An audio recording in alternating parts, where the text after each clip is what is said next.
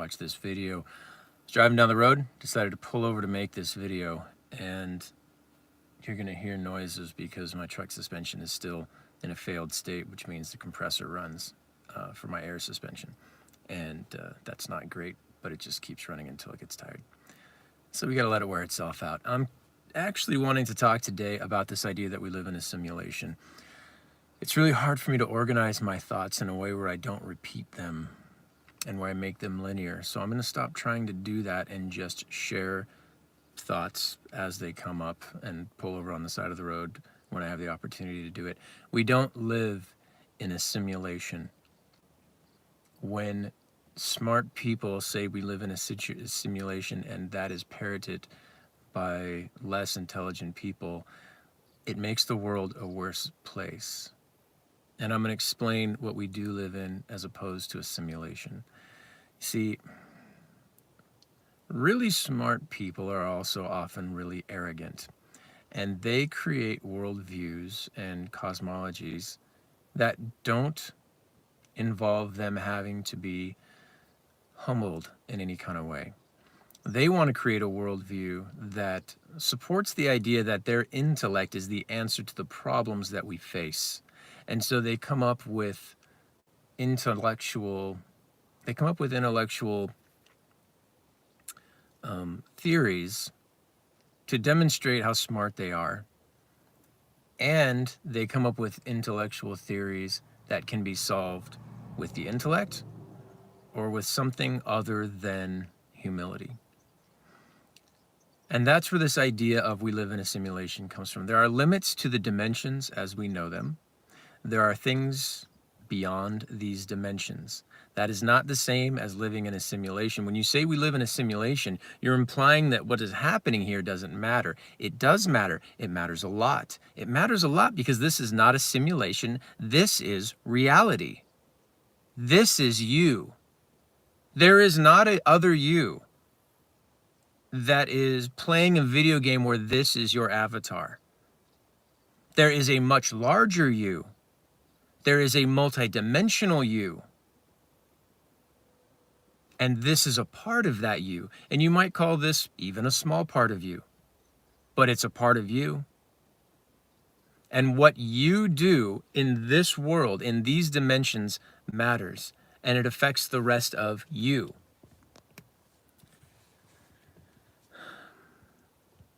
This is the danger of talking about our reality as a simulation. People are going to start checking out of the simulation to get to the reality. And they're going to be really disappointed when they realize that all they've actually done is killed a part of themselves while the rest of them is forced to remain here on planet Earth, wandering around in a changeless environment, in a space where they cannot affect the physical world that they were meant to occupy. And they may be stuck here for many more years than if they had just lived out their physical lives with power in the physical world to affect change in the physical world. We are let's say multi-aspect beings, okay? Because I've talked about this before, but aspects, let's say, are the parts of who we are, and dimensions are the parts of the world we occupy. Let's say that there are 30 aspects of a human being. We're probably operating at about 10 of them. These are just rough numbers. That means that we are also in let's say, a 30-dimensional world, and we're occupying 10 of them.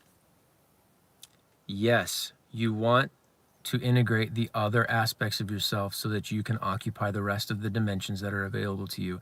That's what we're doing here. We're here to take back what we've lost over the many falls of the people who came before us, of our predecessors.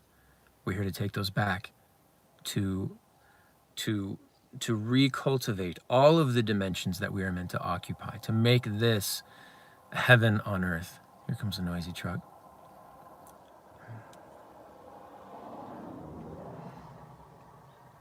But you see, when you understand this as an intellectual, when you understand this as a rich intellectual,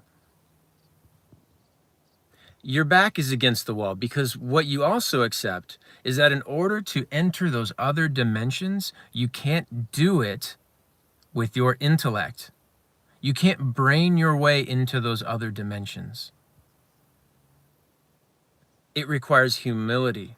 It requires putting down the intellect, not worshiping the intellect, and realizing that the journey that you need to go on as a rich intellectual, as a worshiped person, as a high status person, the journey that you need to go on is one of humility.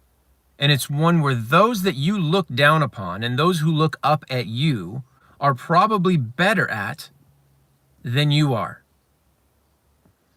And you don't know where to start because you over-identify with your big stupid brain and your status and your money and your power. And you don't want to let it go. So you just pretend that this is a simulation that can be conquered or penetrated or whatever Yang style, approach that you choose to penetrate through the simulation into the real world. You're going to go ahead, you're going to conquer that. You're going to conquer the simulation. You're going to transcend it. No. If you want into the other dimensions, you have to fall on them, fall into them. You have to surrender into them. You have to be born into them as a baby is born into this world. You are born in. You're born in powerless. You're born in weak. You're born in confused. But nobody wants to do that. So they just keep pretending that what they need in order to succeed at life is more magnitude of what they already have, not really the embracing of new dimensions that they are completely ill-equipped to actually face. This is not a simulation. This is a part of reality. There are other dimensions that are more influential, but that doesn't mean that this isn't real.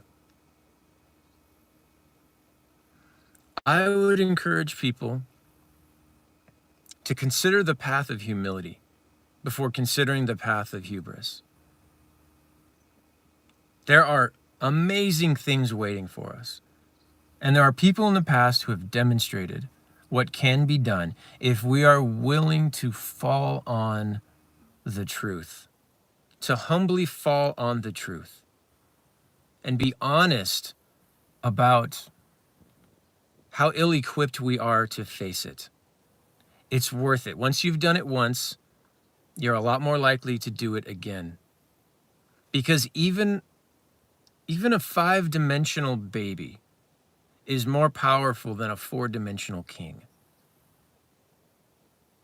Don't listen to people like Elon Musk. They don't know what they're talking about. He doesn't know. Kurzweil doesn't know. They don't know. They're just lying to themselves and lying to you because they've established a kingdom in this world that they don't want to surrender. And so they want to believe that they can build a Tower of Babel that will reach the other dimensions and that they've got the brains that can do it. Stay with the humility. Achieve these other places. Jesus is a great example. He seems to have integrated all of the aspects of himself that all of his predecessors lost over the millennia. He re-entered every dimension. He reestablished every garden in every dimension. He occupied all of them. These ideas about him walking on water, it's not hard. It's not hard. It's just confusing for people that refuse to see that the intellect is not God. His ability to